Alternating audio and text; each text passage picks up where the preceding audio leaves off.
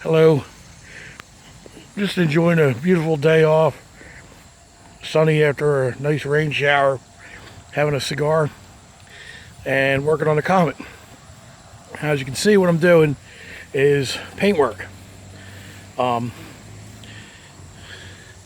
Explain a little bit of this real quick. What I've done is basically a home backyard Earl Scheib paint job.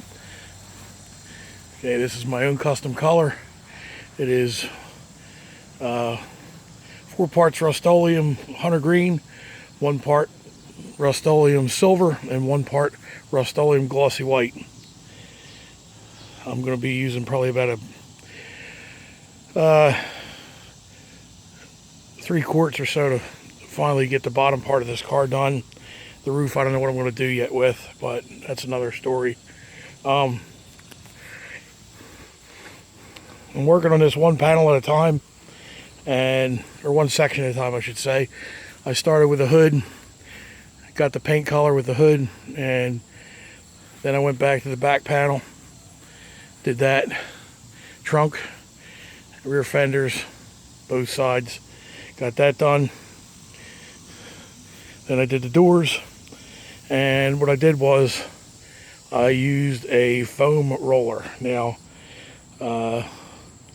before the hate comes, let me explain to you that this car was headed for the crusher, or it was rusting into the ground when I got it. So it's a rescue. Is it perfect? No. Not by a long shot. But my main objective is to get this thing back on the road driving, and it looks somewhat decent. And Mama's not going to be embarrassed to drive it, because if it was up to me, I'd probably spray bomb it flat black and call it good. But that's just me. Anyway, real quick.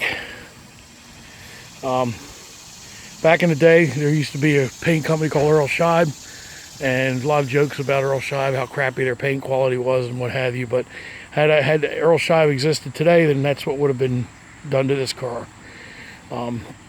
The only thing they did was the bare bones basic scuff and clean the car, and then roll it into the garage, mask everything that they didn't want to paint.